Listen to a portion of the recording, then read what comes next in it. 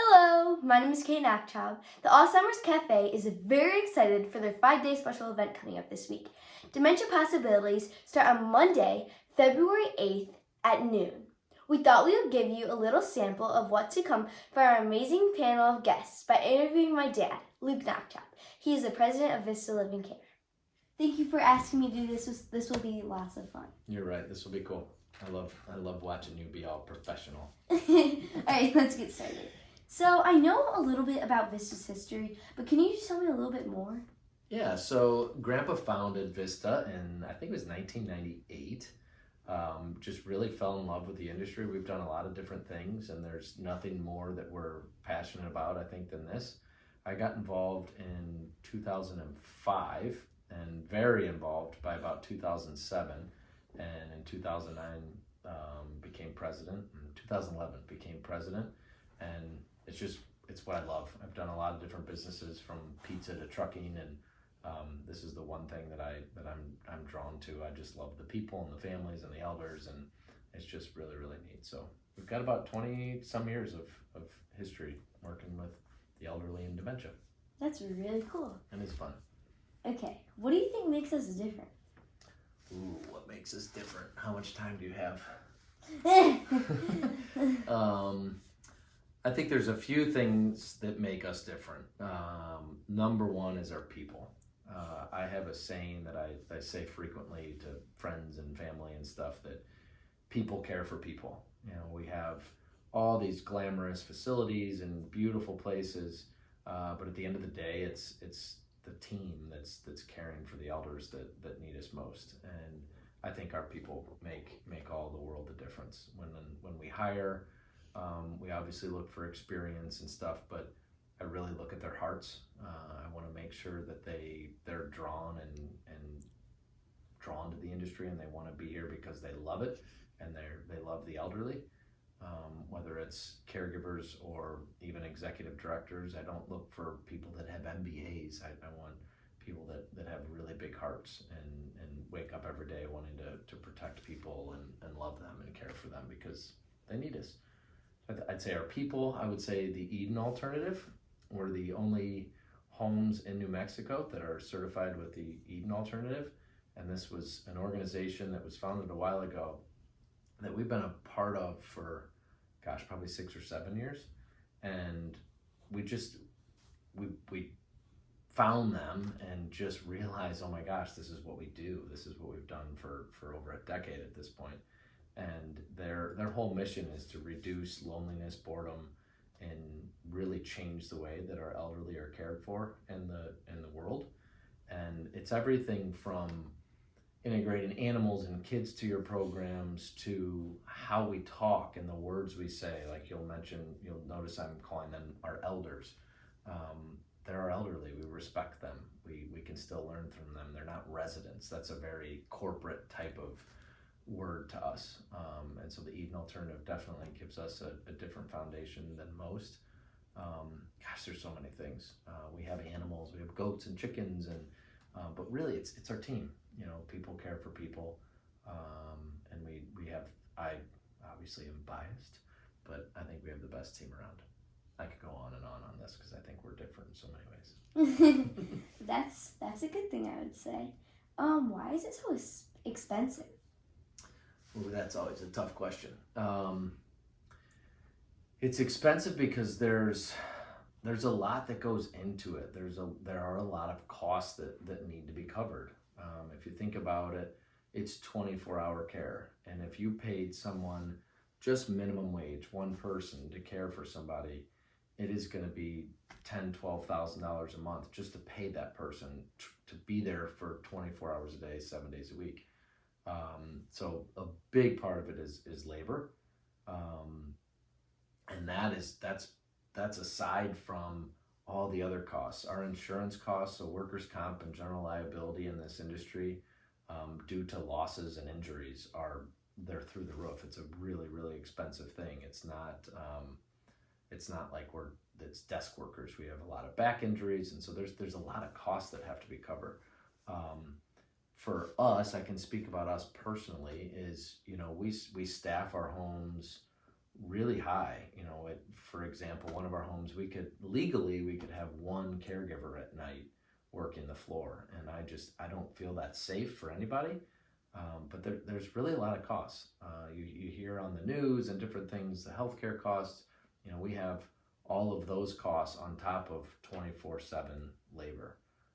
So it's, there really are a lot of things that need to get covered. And for us, it's a lot of fixed costs. So if I have, say, 60% occupancy, my labor is really about the same as if I'm at 100% occupancy. So it really comes down to the labor. And if you really break it down by hour and all that type of stuff, it is expensive when you look at it. But when you really look at by the hour or by the minute, it's not by the minute, by the hour, it's not outrageous when you think someone's being cared for professionally for 24 hours a day.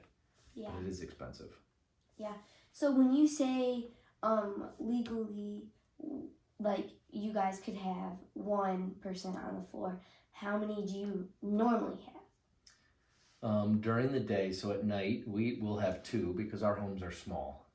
One of the things I think is important in caring for people with dementia is that they're small, intimate homes, truly homes, not facilities or huge buildings. It's a really good question. At night, we would have two. We never have less than two in our homes. During the day, we could have five, in addition to activities and a nurse and a medical assistant for just 14 or 24 elders. So yeah, at night we have two, but we always have 4 or 5 during the busy hours when everybody's awake. That is very cool. So I know sometimes a work can be very stressful. So when it comes to that point, what keeps you up at night? What are you thinking about at night? Well, this year was definitely COVID. I think that everybody's tired of the coronavirus, but that was definitely, in the 2 decades we've been doing this or more, COVID has been extreme. There's no question that I lost sleep over COVID.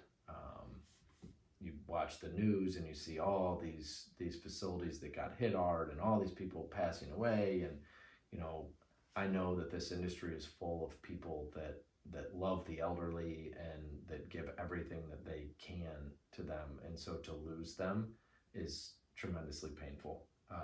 And so my heart went out to all these facilities that were getting hit hard. And I just prayed every day. We all prayed every single day that our procedures would keep it out. So COVID it's been really, really difficult.